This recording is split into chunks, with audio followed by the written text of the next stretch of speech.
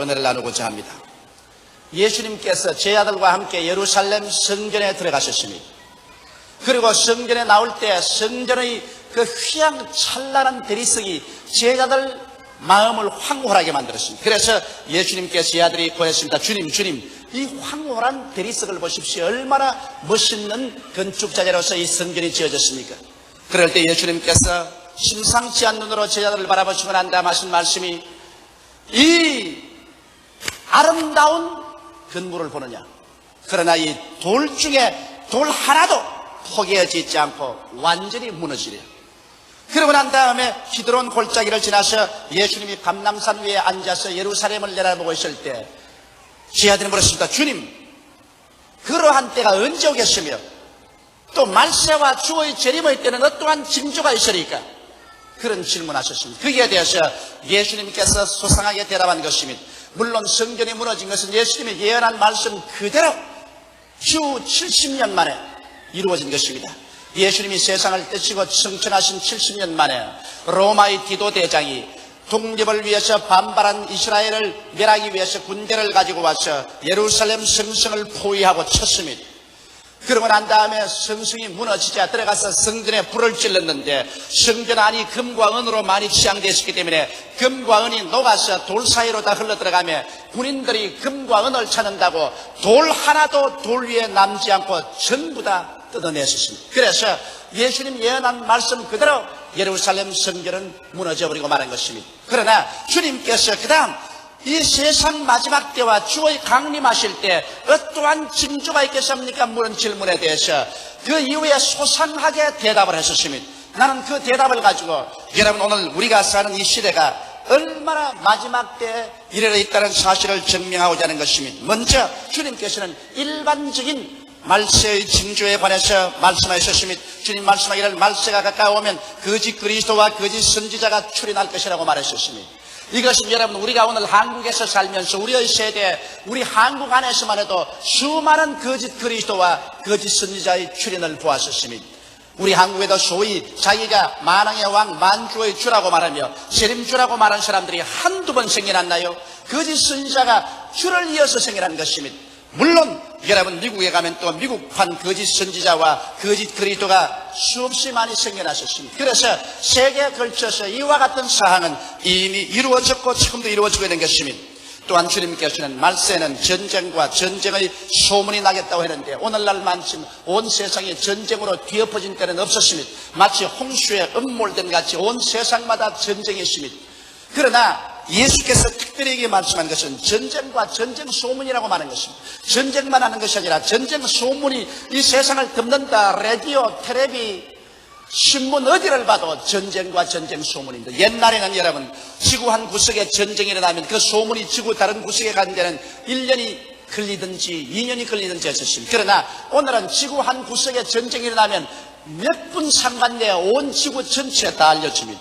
이것은 왜냐? 통신수단의 발전으로 말미암아 전쟁만 있을 뿐 아니라 전쟁 소문이 온 세계를 확 덮었었습니다. 이것도 말세의 징조 중에 하나인 것입니다. 또 예수께서 말씀하기를 나라와 나라가 대지가 일어나 있고 민족과 민족이 대기가 일어나게 된 것입니다. 나라와 나라가 대지가 일어나는 것은 우리가 어느 곳이나 보고 있는 것입니다. 그러나 민족과 민족이 대기가 일어나는 것은 제2차 대전 이후의 현상인 것입니다. 같은 동족끼리 나서 싸운다. 대한민국도 남북이 갈려져 있고 중국도 갈려져 있으며 독일도 동독 서독으로 갈려져 있는 것입니다. 갈려지지 않은 나라도 그 나라에서 민족과 민족이 대결해서 일어나고 있는 것입니다. 이것은 제2차 세계대전 여러 이데올로기 전쟁 때문에 그런 것입니다. 공산주의라는 악랄한 주의와 그 다음 민주주의, 자본주의, 독재주의 여러 가지 주의들이 일어나서 민족을 스스로 분열시켜놓고 말한 것입니다. 그래서 나라와 나라만 대결이 일어나는 것이 아니라 민족이 민족을 대결해서 동족 상자의 피비리 나는 전쟁을 일으키는 것은 이와 같은 주의, 이데올로기 때문에 그렇게 된 것입니다. 그뿐 아니라 세상 전체에 기근과 지진이 일어났습니다. 아프리카에 가뭄이 일어나서 오늘 아프리카 여러 지역에서 당하는 기근은 말로 형용할 수 없습니다. 유엔 식량기구에서 만일 도와주지 않는다면 아프리카에 수백만이 굶어 죽을 것입니다. 인도도 그렇지요. 우리 동남 아시아 전체에 가보더라도 기근은 어느 곳에가 있습니다. 지진은 이제 우리가 더 이상 신경을 쓸 수 없을 만큼 많이 일어나고 있는 것입니다. 그 다음엔 주님께서 말세가 올수록 비참한 박해가 있을 것이라 했는데 예수를 믿음으로 말미암아 당하는 박해는 우리는 벌써 수없이 겪어왔습니다. 우리 한국만 하더라도 1.36년 동안에 얼마나 많은 우리 성도들이 박해를 당했으며 공산주의 침략으로 말미암아 교회가 황무지가 되고 수많은 순교자가 생겨난 것입니다. 오늘날 공산 지하에 있는 저 동굴앞하나 중공이나 이북 같은 곳에 공공연하게 예수 그리스도를 믿다가 수많은 사람들이 박해를 당하고 있는 것입니다. 박해는 오늘날 세계 어느 때보다도 많이 당하고 있는 것입니다. 그리고 주님께서는 마지막에 사랑이 식어짐으로 세상이 어수선하게 될 것이라 하셨습니다. 현실만큼 인간들은 이기주의적 동기에서 사는 데는 없습니다. 100년 해로에서 같이 살자는 부부라도 사랑이 식어짐으로 말미암아 오늘날에 와서는 완전히 이기주의 동기로서 서로 모여 살고 싫으면 그대로 이혼해버리고 마는 것입니다. 세계 어느 곳에 가나 이혼율은 점점 높아져가고 있는 것입니다. 이것은 왜냐? 사랑이 식어짐으로 인간들이 모두 다 이기주의가 되어서 이해관계에 의해서 모든 인생 문제를 해결해 나가지 사랑으로서 인생 문제를 해결해 나가려고 하지 않기 때문인 것입니다. 이와 같은 정황은 일반적인 말세의 징조로서 이 세상에 가득 차 있는 것입니다. 그러나 주님께서는 이런 일반적인 말세의 징조만 말씀하지 아니하시고 특별한 징조를 말씀한 것입니다. 그것이 바로 주께서 말씀한 무화과나무의 비유를 들으라고 말씀한 것입니다. 주님께서는 열매 맺지 않은 무화과나무를 저주하셔서 뿌리채 말라버리게 하는 것입니다. 무화과나무는 이스라엘 나라를 상징하는 것입니다. 열매를 맺지 않고 그리스도를 믿지 않은 이스라엘 백성이 저주를 받아 주 70년 디도대장에 의해서 파멸당하고 풍지박전하여 세계 각국에서 흩어져 버렸는데 주께서 예언하시기를 무화과나무의 비유를 배우라. 그가 다시 물기가 올라서 연한 가지가 나고 잎이 나면 곧 여름이 가까운 줄 알거니와 이러한 일을 보거든 인자가 곧 문 가까이 서 있는 줄 알아. 이 세대가 지나기 전에 이 모든 것이 다 이루라고 말씀하는 것입니다. 그러므로 무화과나무는 바로 멸망당한 이스라엘 백성이 다시 나라로서 독립해서 일어날 때 그때로부터 쳐서 한 세대가 지나기 전에 주님께서는 예언한 사실이 다 이루어지라고 말씀한 것입니다. 여러분, 이스라엘 나라는 한 세대를 50년으로 칩니다. 오늘날 영어로서 one generation이라고 말하면 한 30년 내지 40년을 세대로 치는데 이스라엘 나라에서는 한 제너레이션을 50년으로 치는 것입니다. 이스라엘 남자의 한 세대는 대개 50년 횟수는 5단계로 나누어지는 것입니다. 그래서 이스라엘 나라를 이스라엘 한 남자가 출생해서 50년을 살아가면서 겪는 그 5단계를 통해서 알아보면 아주 의미심장하게 우리가 처한 이 시대가 얼마나 말세가 되었다는 것을 알 수 있는 것입니다. 첫째로 이스라엘 나라에서는 한 남아가 출생하면 8일 만에 환례를 받습니다. 어린아이가 태어나서 8의 기간 동안이 중년이나 4년야의 가장 위험한 기간인 것입니다. 8회를 넘기면 그 어린아이는 사람으로 살아났다고 해서 환례를 베푸는 것입니다. 8회를 넘기지 못하면 아직 인간으로서 취급할 수 없습니다. 그래서 환례를 베풀지 않습니다. 이와 같이 이스라엘 나라가 1948년 5월 14일 독립을 선언했었습니다. 그로부터 시작해서 여러분 8일간 가장 처참한 독립전쟁을 한 것입니다. 1948년 5월 14일부터 21일간 독립전쟁은 비참했습니다. 왜냐하면 50만 정도밖에 안 되는 이스라엘이 수천만 아랍에게 둘러싸여서 처참한 공격을 받았었을 때 도저히 이스라엘이 살아남을 것이라고는 아무도 예언 못했습니다. 미국의 위대한 군사 전문가인 조지 마샬 장군도 그때 말하기를 6주일 이내 이스라엘에 살아남아 있을 유대인은 없다고 예언한 것입니다. 그럼에도 불구하고 여러분 잘 알다시피 엑소더스라는 책도 읽어보았고 영화도 여러분 보았겠습니다만 거기에 보면 이스라엘이 처참한 전쟁을 통해서 독립국가로서의 유지할 수 있게 되었다는 것입니다. 유엔이 팔레스타인을 분열해서 그래서 팔레스타인 사람들이 살 곳과 유대인이 독립국가로서 살 수 있는 것을 분리시켜 준 것입니다. 이것이 바로 출생 8일간 이스라엘의 남아가 생사를 걸고 이겨나가면 환례를 받듯이 이스라엘 나라가 독립을 선언하고 난 다음 8해 동안 가장 처참한 전쟁을 겪고 그래서 살아남아서 독립국가로서 그는 세계 앞에서 환례를 받았던 것입니다. 둘째로 이스라엘의 남자는 이제 13세가 되면 바 미스바라는 이식을 베풀게 되는 것입니다. 이 바 미스바라는 것은 승인식을 말하는데 이제는 부모에게 독립해서 독립적인 생활을 하게 된다는 것입니다. 13살이 되면 부모에게 독립해서 이스라엘 남자들은 상당한 독립권을 가지고서 자기 운명을 결정해 나가는 것입니다. 이와 같이 이스라엘 나라가 독립한 지 13년 후에 1961년에 비로소 유엔과 세계에서 한 독립국가로서 상당한 인정을 받게 된 것입니다. 그것은 이스라엘 백성이, 유대민족들이 독일의 히틀러 앞에 처참하게 고통을 당하고 600만이 학살될 때 히틀러 밑에서 이것을 총주의한 아이크만이라는 사람을 이스라엘의 정보부대에서 남미에 가서 잡았습니다. 아이크만을 잡아왔을 때 유엔은 그 아이크만을 유엔으로 넘기라고 했습니다. 그러나 이스라엘은 이것을 자기 국가의 재판소에서 재판을 베풀고 사형 언도를 내리고 그리고 온 세계가 보는 앞에서 한 주권적인 독립국가로서 아이크만을 사형에 처한 것입니다. 독일 사람이었지만은 그가 600만 유대인을 학살한 책임자로서 유대인들이 잡아서 이스라엘에서 사형에 처했습니다. 이 결과로 말미암아 이스라엘은 이제 유엔 앞에서 세계 앞에서 주권을 행사하는 독립국가로서 인정을 받을 수 있는 것이 된 것입니다. 셋째로 이스라엘 남자가 이제 20세가 되면은 군에 입대하여 군에 복무해야 되는 것입니다. 그래서 나라를 위해서 전장에 나가서 목숨을 바쳐서야 하는 것입니다. 이러기 때문에 이스라엘 남자는 20세가 되면은 이제는 자기의 몸을 바쳐 전쟁터에서 삶을 살아야 되는 것입니다. 이와 똑같이 이스라엘이 독립하고 난 이후에 20년이 이르자 이스라엘은 활발한 군사활동을 하게 된 것입니다. 그래서 이 군사활동이 가장 정밀한 것은 1967년 6.1 전쟁 때인 것입니다.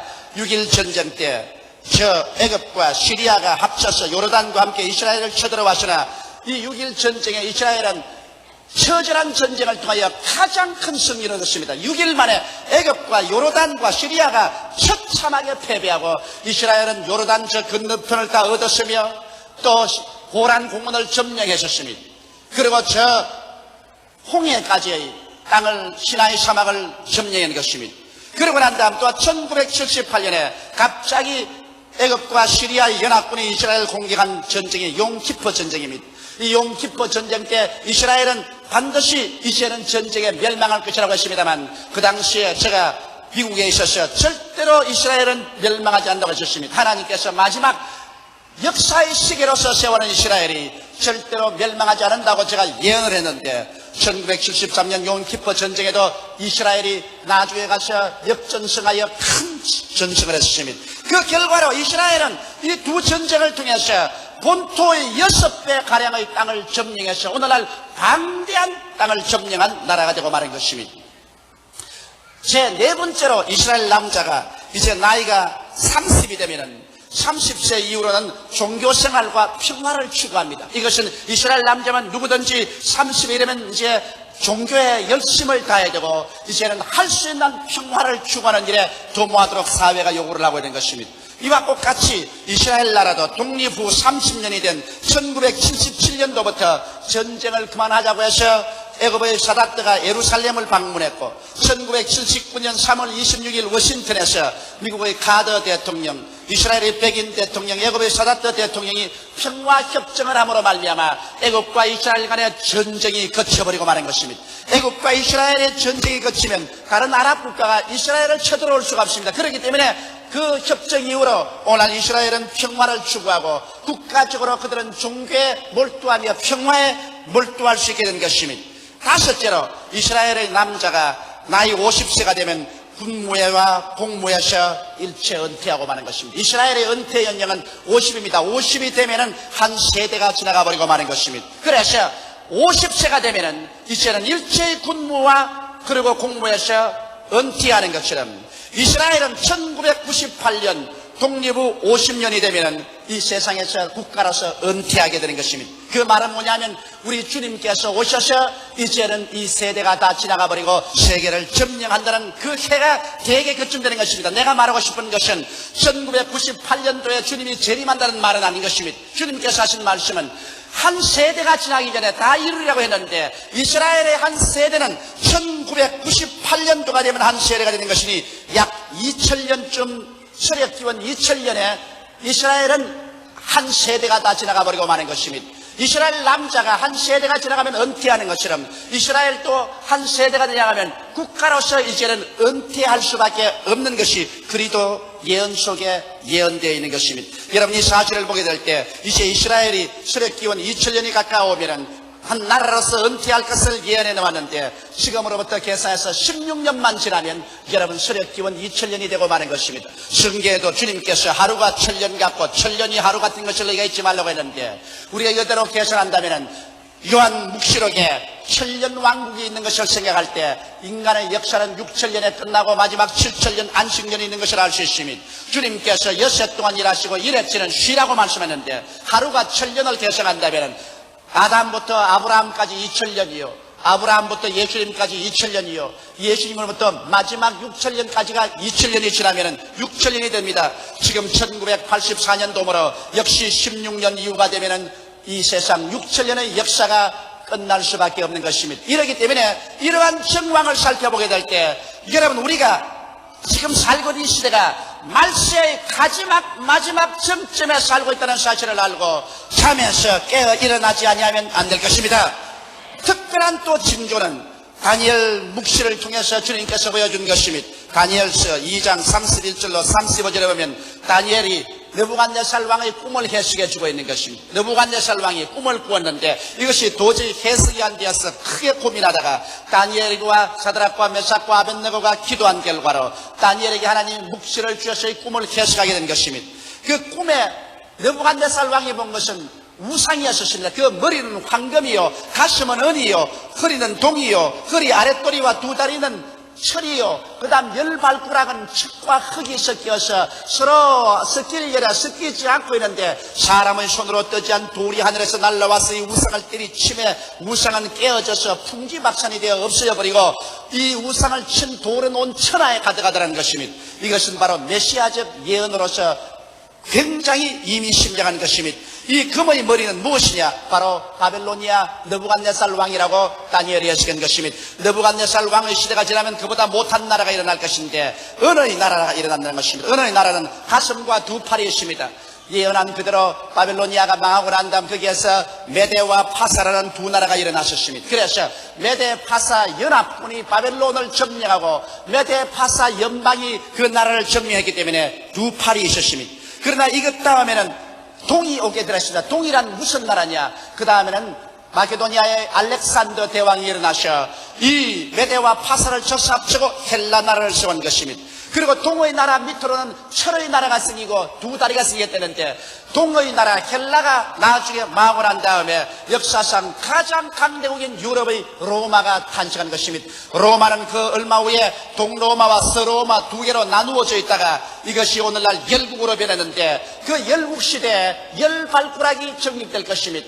여기에 동로마와 서로마의 옛 판도에서 열발가락이 생기는 시대가 바로 마지막 때인 것입니다. 열발가락 속은 반은 철이요 반은 흙이 되어서 서로 합치려나 합치지 않아서 서로 몸부림을 치고 있는 상태를 말하고 있는 것입니다. 이것이 오늘의 현실인 것입니다. 옛날 로마의 판도에서 오늘 유럽은 열발가락 시대가 도착한 것입니다. 여러분께서 오늘 누가 유럽을 보더라도 유럽은 유럽의 EEC 유럽 공동시장을 통해서 유럽 10개국이 단합되어 있는 것을 알고 있는 것입니다. 오늘 프랑스의 스트라스부르크에는 유럽 공동시장의 국회가 성립되어 있는 것입니다. 그래서 유럽은 이제 10개국으로 단합되어 있는 것입니다.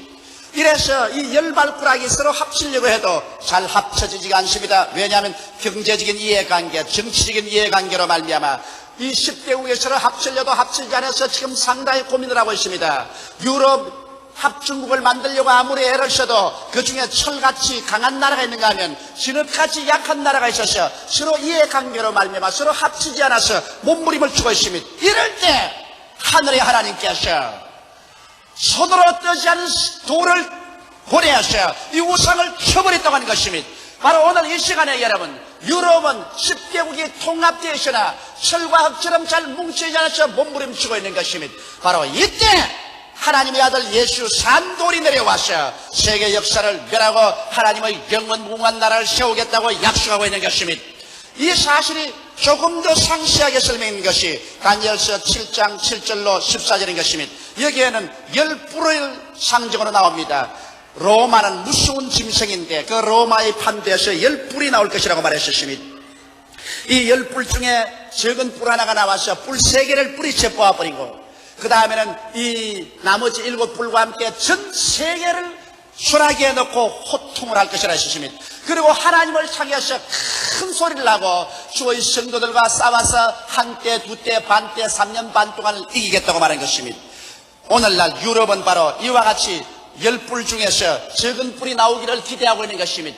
유럽 10개국이 통합을 했었으나 철과 흙처럼 잘 섞이지 않습니다. 그리고 여러 가지 고통 중에 있습니다. 왜냐하면 미국과 소련의 군사적인 압력을 받아서 유럽이 도저히 독립을 유지할 수 없는 어려운 쪽에 있으며 미국과 일본의 경제 침략 때문에 유럽의 경제가 허물어질 지경에 있는 것입니다.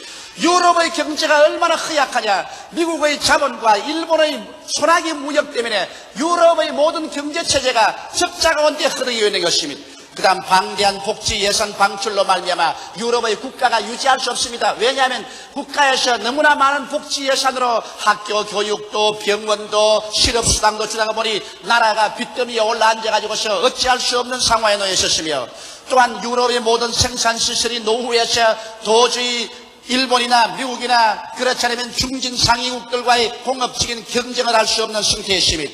유럽에 있는 사람들은 잘 먹고 잘 입는 생활에만 취해왔기 때문에 노동 이욕을 상실해서 일을 하려고 하지 않습니다. 그렇기 때문에 유럽이 경제적으로 일어날 도리가 없는 것입니다. 이런 어려운 처지에서 어떤 변혁과 위대한 지도자를 기다리고 있는 것입니다. 다시 말하면 적그리스도가 일어나서 유럽을 다시 한번 통합해서 세계적인 국가를 만들어주기를 기다리고 유럽 전 국민은 탁월한 지도자를 지금 기다리고 있는 것입니다. 제가 몇 주 전에 유럽을 여행하고 왔지만은 유럽의 전 무드가 절망적입니다. 이제는 우리는 늙었다. 우리는 경제적으로 늙었고 군사적으로 약소국이며 이제는 정치적으로 발언권도 약해져 있다. 누가 일어나서 유럽을 통합해서 위대한 힘을 발휘할 이 다스리는 자가 와다오. 이와 같은 정신적 분위기로 유럽은 적그리스도를 기다리고 있는 것입니다. 그렇기 때문에 오늘 이 시간에 유럽은 언제 적그리스도가 나타날지 모르는 그런 상황에 처해 있는 것입니다. 그러므로 오늘 여러분과 내가 자란 이 시대가 바로 적그리스도가 나타날 그 순간에 있는 것입니다. 여러분, 성경은 적그리스도가 나타날 때 어떤 일이 일어날 것이라고 말하고 있는 것입니다. 적그리스도가 나타나면 교회는 안팎으로 해서 공중으로 들려 올라갈 것입니다. 주께서 호령과 천사장의 고함과 하나님의 나팔로 진이 하늘로 쫓아 강림하시리니 주 안에서 죽은 자들이 먼저 일어나고 살아남은 자들도 변화되어 공중으로 끌려 올라가게 될 것입니다. 이와 같이 열발꾸락 시대에 적그리스도가 일어나서 세계를 지배하는 바로 그때 성경은 이와 같이 다니엘서 7장 9절로 14절에 말하고 있는 것입니다. 바로 그 당시에 내가 보았는데 왕자가 놓이고 옛적부터 항상 계시니가 좌정하시는데 그 옷은 희기가 눈 같고 그 머리털은 깨끗한 양의 털 같고 그 보좌는 불꽃이요 그 바퀴는 붙는 불이며 불이 강처럼 흘러 그 앞에서 나오며 그에게 수종하는 자는 천천히요 그 앞에 시위한 자는 만만이며 심판을 베푸는데 책들이 펴놓였더라. 그때 내가 그 큰 말하는 작은 불의 목소리를 인하여 주목하여 보는 사이에 짐승이 죽임을 당하고 그 시체가 상한 바 되어 붙는 불에 던진 바 되었으며 이것은 7년 환란이 끝나자마자 주님께서 짐승인 적그리스도를 잡아서 불붙는 못에 던져버린 것을 말하는 것입니다. 그 남은 모든 짐승 그 남은 왕들은 권세를 빼앗겼으나 그 생명은 보존되어 정한 시기가 이르기를 기다리게 되었더라. 이제 예수 그리스도께서 만왕의 왕 만주의 주 오는 것이 다니엘서에 예언되었습니다. 내가 또 밤 이상 중에 보았는데 인자 같은 이가 하늘 구름을 타고 와서 옛적부터 항상 계신 자에게 나와 그 앞에 인도되며 그에게 권세와 영광과 나라를 주고 모든 백성과 나라들과 각 방언하는 자로 그를 섬기게 하였으니 그 권세는 영원한 권세라 옮기지 아니할 것이요 그 나라는 패하지 아니할 것이라. 지금부터 2600여 년 전에 다니엘은 하나님 아버지께서 적그리스도의 나라를 심판하시고 예수께서 만유를 상속으로 받을 것을 예언해 놓으신 것입니다. 바로 그 시기가 이때인 것입니다. 우리가 사는 이 시간이 이제 최후의 마지막 때에 살고 있는 것입니다. 이러므로 지금 우리는 깨어서 기도해야 될 것이요 믿지 않는 자를 믿게 해야 될 것이요 내 가족, 내 일가, 친척, 내 이웃에게 예수 전도해야 될 것입니다. 지금이야말로 자다가 마땅히 깨야 될 때요. 술 취하거나 방탕하거나 세상에 취하지 말고 정신을 차릴 때가 온 것입니다. 사람들마다 평안하다, 평안하다 할 때 갑자기 임선한 여인에게 해산이 임하는 것처럼 멸망이 다가올 것이라고 하였으므로 이때 정신을 차리고 한 사람도 멸망하지 않고 영생하는 자리에 들어오게 되시기를 주의 이름으로 축원합니다. 다 같이 고개 숙여 기도드리겠습니다. 살아계시고 거룩하신 아버지 하나님, 때가 찼고 그리스도의 강림하심이 눈앞에 다가왔었습니다. 우리 아버지 하나님이시여, 이제 우리들이야말로 얼마 동안 이 지상에 머물러 있을지 모를 시기에 와 있습니다. 세계 역사는 곤두박질을 치고 인간은 내일을 기약할 수 없는 위험 가운데 살고 있습니다. 사람들은 원자탄, 수소탄을 산더미처럼 차놓고 그 불 위에 앉아 있습니다. 인간은 서로 미워하고 시기하고 분노하고 다투며 언제 절망의 바톤을 누를지 모르고 있습니다. 하나님 아버지, 이와 같은 때 주님께서 강림하실 것을 약속해 주신 것을 감사하옵나이다. 우리는 땅이 흔들리고 흔들리며 깨어지고 침망같이 흔들려서 모든 사람이 다 하루살이같이 불탈지라도 두려워하지 않은 것은 의의 거하는 새하늘과 새 땅이 우리를 기다리고 있기 때문이로소이다. 하나님 아버지, 오늘 제4부야비에 출석한 사람들 중에 한 사람도 어리석게 세상을 따라가다가 멸망하는 자리에 들어가지 않게 하여 주시옵시고, 깨어 기도하고 믿는 중에 더 잘 믿고 성령으로 충만하여 주의 사업에 힘쓰는 자들이 되게 도와주시옵소서. 예수님 이름